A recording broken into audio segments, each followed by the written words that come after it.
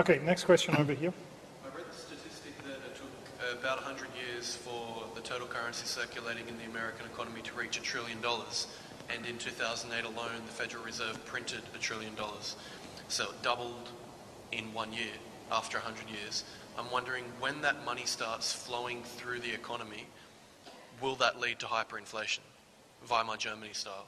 Yeah, when you don't mean literally printing, because there are not dollar bills in circulation. There's not a $1 trillion worth of additional dollar bills. You're talking about the Federal Reserve buying assets and therefore increasing the base money to the tune of $1 trillion.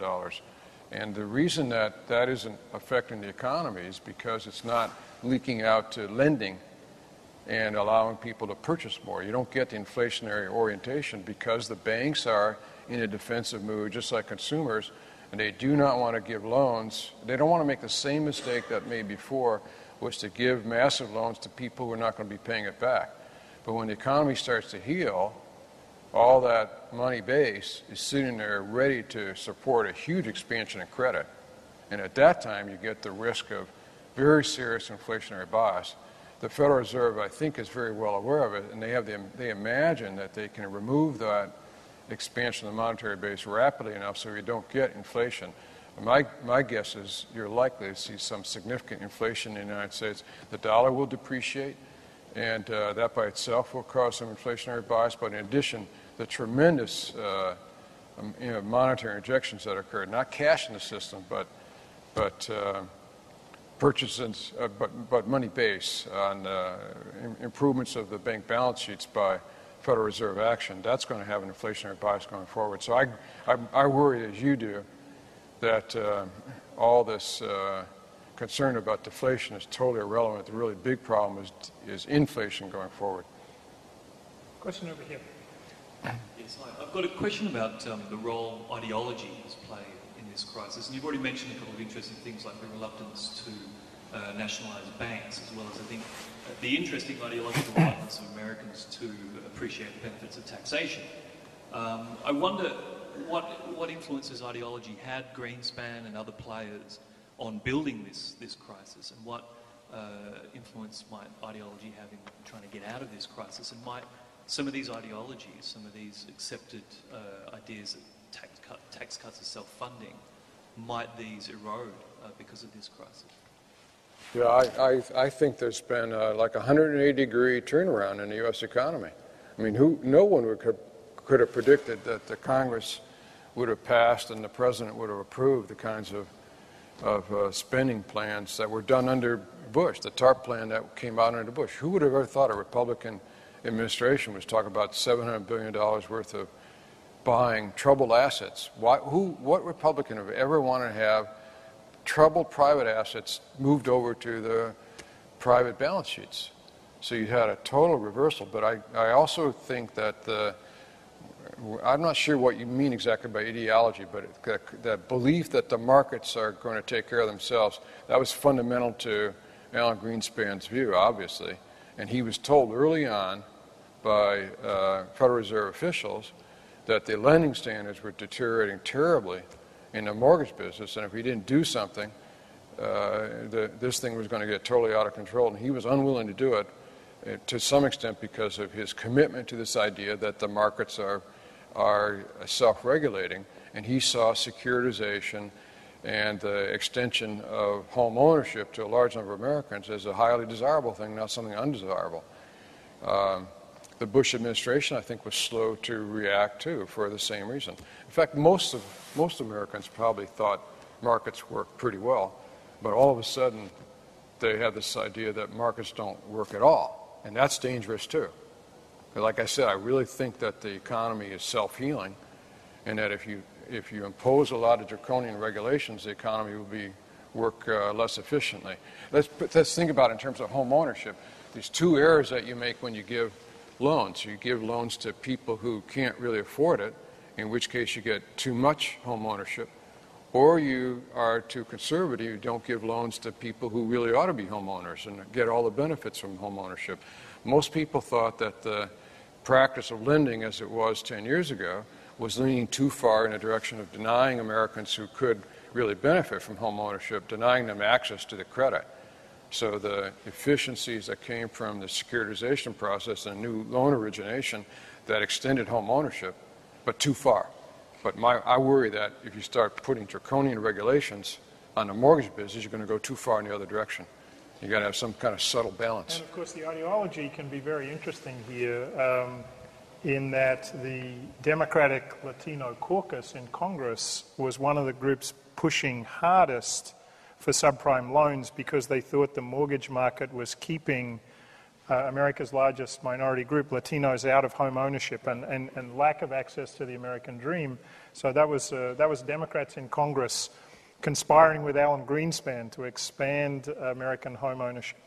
May I say one more thing Yes. about ideology? I'll tell a little story because I was early on an advisor for Arnold Schwarzenegger. Before he decided to actually run for the governor of California, he had people up to his home and gave him briefings about what he needed to do if he did run or if he became governor.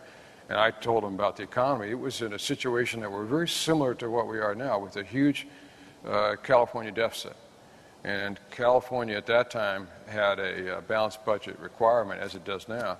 So you either had to raise taxes or cut spending. But the economy is weak. So I told him, Arnold, now is not the time to cut spending, because that means firing public workers. But the private payrolls are too weak, and they're not going to be able to absorb these laid-off public workers. You'd just be creating more unemployment in California. So I looked him in the eye and I said, Arnold, you're going to have to raise taxes soon. So he looked at me in the eye and said, Edvard, you have to leave now.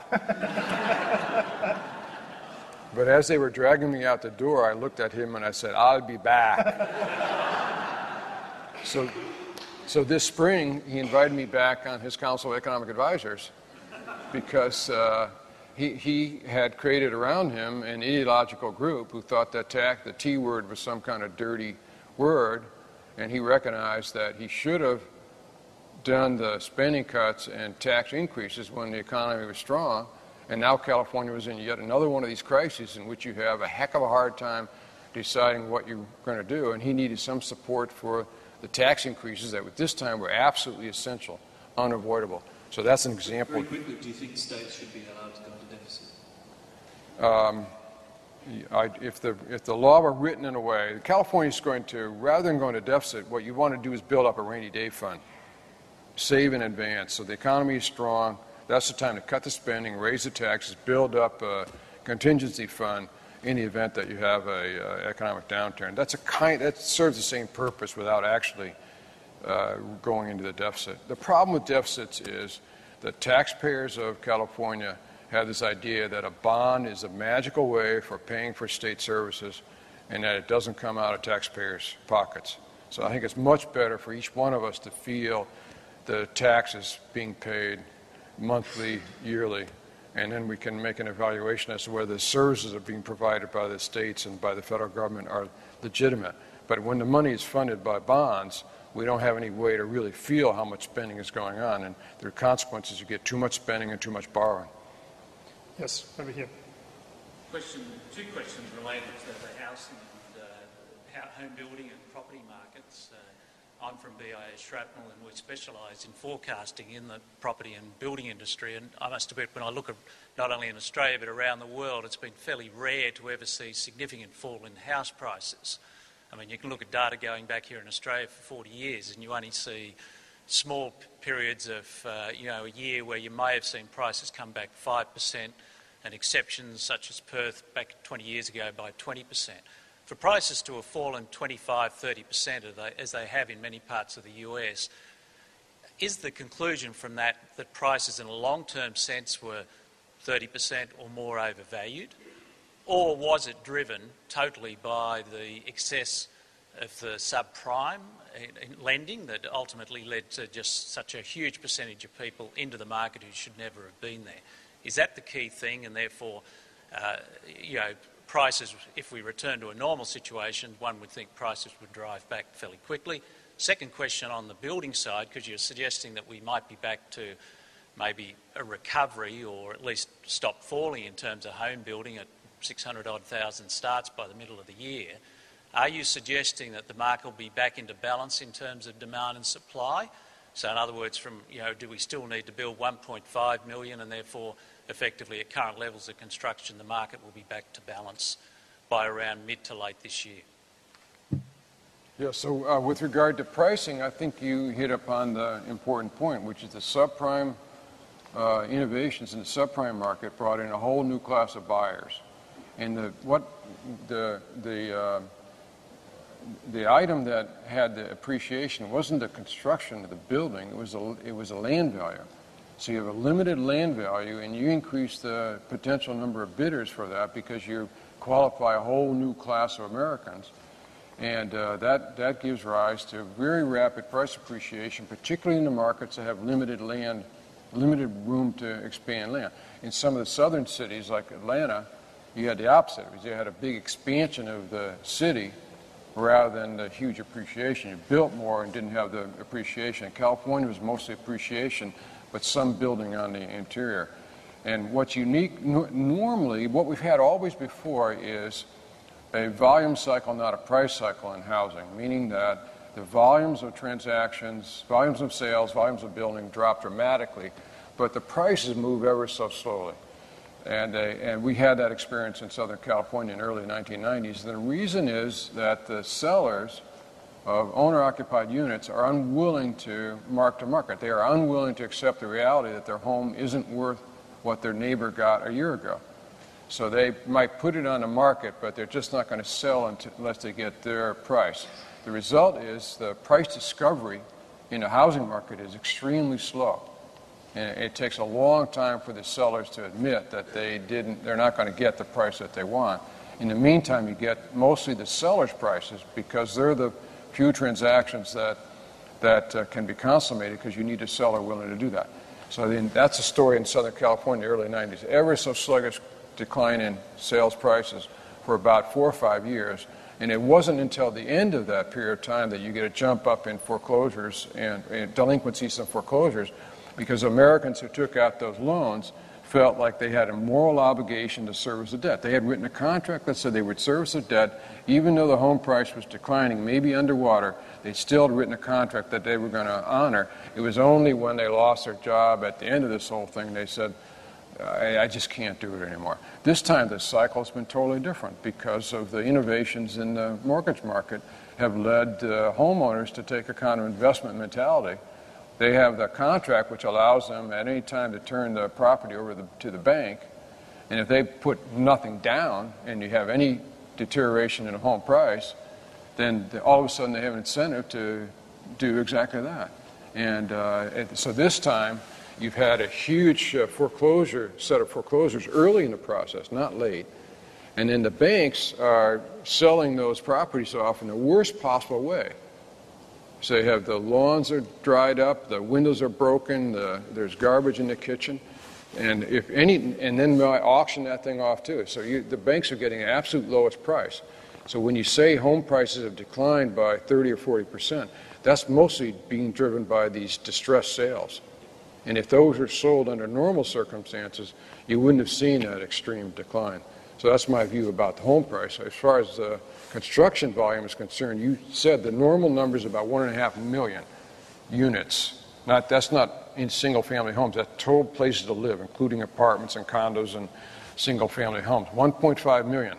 We went up to 2.2 in 2006. So there was obvious period of overbuilding. But then now it's down to under 500,000. So we're underbuilding at the rate of about 1 million per year. And based on historical trends, about the middle of this year, we're going to be in a situation of kind of balance. We had the amount of building that was appropriate for the natural trends within the economy. And from then on, we're going to have a serious underbuilding problem and laying the foundation for the next mania. The problem with the housing market is that demand curves don't slope downward. So in the economics jargon, downward sloping demand curves mean when you cut price, the seller cuts price, you sell more.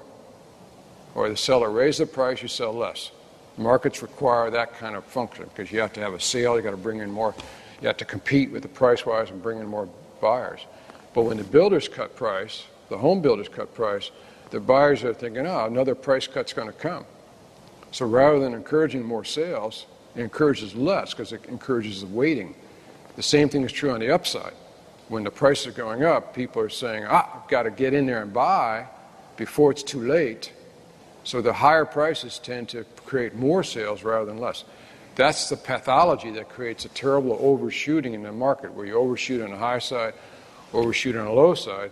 And the reason for government intervention is to try to prevent that overshooting, which is not just a sectoral thing. It's just not just housing, because housing, although a small fraction of GDP, plays a big role in our economic downturn. So for a long time I've been advocating the Federal Reserve ought to put a lot more emphasis on housing. And particularly, that's what I wrote in 2002, that you could see housing didn't go down the way it normally did in the 2001 recession. So it's already above normal in terms of volume levels, building levels, and the home prices were starting to appreciate at rates that were completely unsustainable. When the passions are the hottest, that's the time to cool it off with some higher interest rates. The Federal Reserve did the opposite. They threw fuel on a fire by these incredibly low interest rates. The teaser rates came from Washington, D.C. through the Alan Greenspan policy. Okay, over here to my right. Thank you. I've got two questions. One is just a point of interest, I suppose, more than anything else. I've just been fascinated by the fact there's been absolutely no discussion that I'm aware of about the role of the credit agencies in this debacle. I mean, the credit default swaps, for example, would have been underpinned by, at some point, a credit agency putting a stamp on it saying it was worth X, Y, and Z in terms of a credit rating. And the entire failure, in my mind, is simply a question of a failure of due diligence. And there are other words that could be used as well, but I'll just stick with due diligence. So my question is simply, why is that not part of our discussion? Because I'm puzzled by that. My second question is, I want to come back to the inflation question and the point you made that central banks will need to be very mindful of inflation and the risk of inflation, and already are. But bearing that in mind, isn't that therefore inevitable that we'll be starting to see increases in interest rates to keep the inflation genie in the bottle, particularly as central banks will be internationally competing for funds to fund the increased expenditure of the governments? Yeah, I think betting the interest rates go up is a one-sided bet for the reasons that you identified.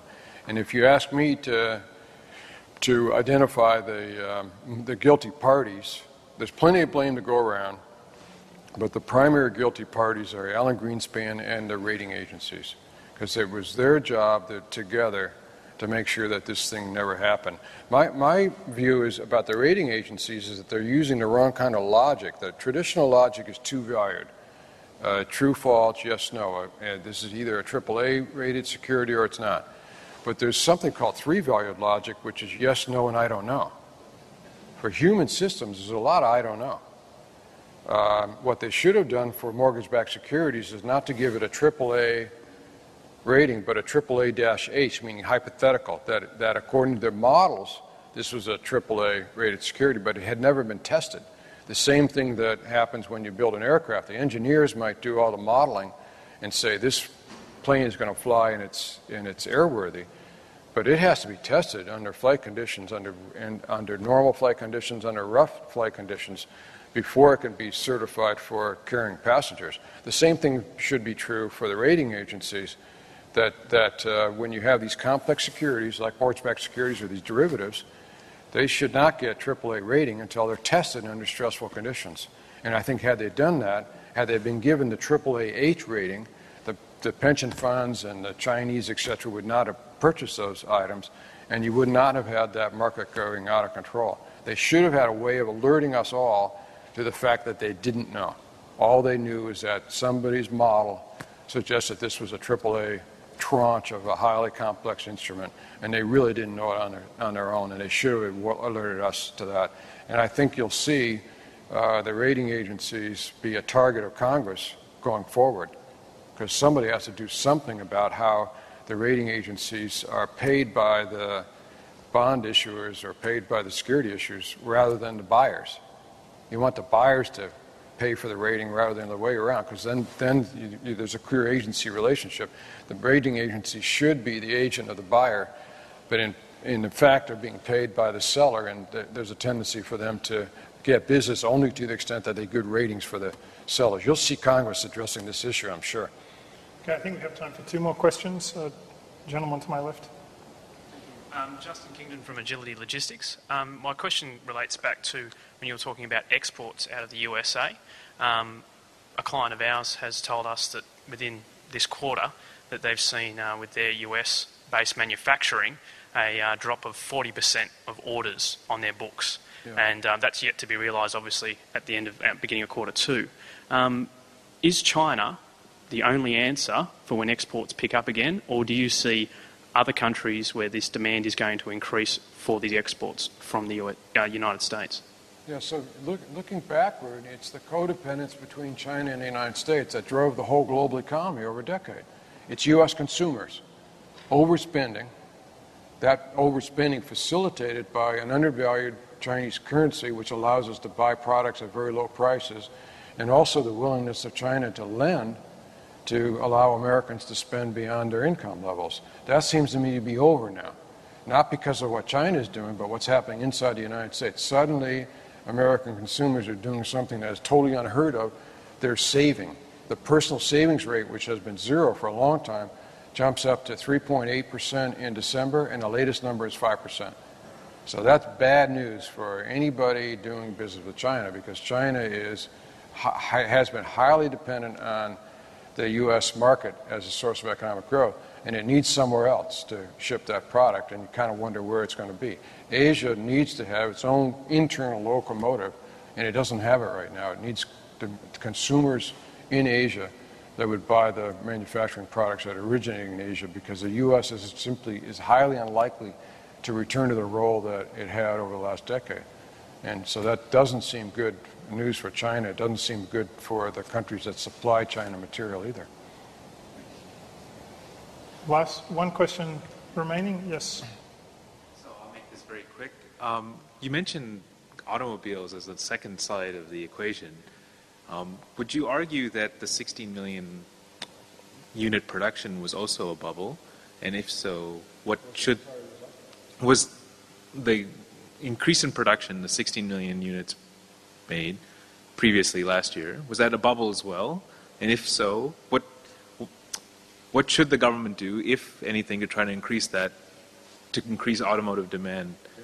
You need a roof over your head, but you don't necessarily need a brand new Buick in your garage. But can I just put this in context? As in the US, Ed, the Australian government decided to bail out the automobile sector last year, making exactly the same argument that these were critical jobs and there were knock-on to other parts of the economy, suppliers, etc., not taking into any account, it seems, demand for automobiles. Yeah, to me, that's an extraordinary mistake, because General Motors, in fact, all the automakers, whether they're domestic or transplants, are hemorrhaging cash right now because you don't have buyers. You have all the ongoing debt service and the cost of operating going on. So they're all losing money rapidly. And General Motors is going to continue to hemorrhage cash until you bring the buyers back. So obviously the policy of throwing money into General Motors is like giving a transfusion to a patient who's lost their leg and the blood is just flowing out of the leg. You got to deal with the leg first before you start the transfusion. The leg is the automobile sales. We've got to get people to buy autos again. Now, with regard to 16 million units, the thing is that there's excess capacity in the auto sector. And even when you had those high sales rates, the domestic firms were just giving away the product and they were not making any money. The intensity of competition was way too great at that period of time. So we need to ramp back the productive capacity in the United States before the manufacturers become healthy again, before there's general profitability in that. And this is the time to do it, when the recession is here. So we need to have a bankruptcy of one of those firms as a way of substantially lowering the capacity, reducing the number of brands, so that the intensity of competition is not so great that in the best of times you're not making any money. So I think that a lot of emphasis has been placed upon the differential cost structure of the domestic industries that have legacy costs, healthcare costs, have unions that drive the bargains. There's some truth to that. But the big problem is excess capacity, too many brands. We've got to reduce that. Unless we do it now, it's going to be a continuing problem in the auto sector.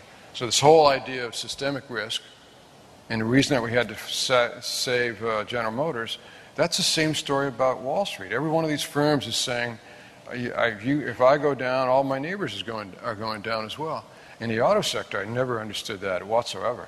I mean, it just seemed to me that we are desperately in need of either General Motors or Chrysler or maybe both going bankrupt in order to make that industry healthy again. What you need to do in the depths of recession is prepare for the recovery. Recovery will come.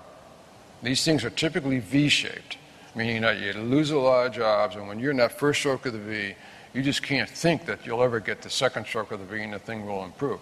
But it will. And when you're suffering and it's terrible, that's the time to prepare for the recovery that comes. We need to do that with our personal balance sheets, but businesses need to do too. They need to think about what kinds of organizations they need to be in order to be successful when that recovery comes. And the auto sector needs to have less capacity. I think that's been badly handled by our federal government because they focused on the wrong thing. They focused on management, on bondholders, and on the stakeholders, and didn't deal with the fundamental problem, which are excess capacity and not enough buyers. French and Americans these days don't agree about much, but one thing they agree about is that the domestic auto sector must be preserved. I wanted to thank Ed for a really wide-ranging and extraordinarily incisive set of remarks this evening. I want to thank everyone for being here, but I hope you'd join me in applauding Ed for what he's given us this evening. Thank you all very much for being here.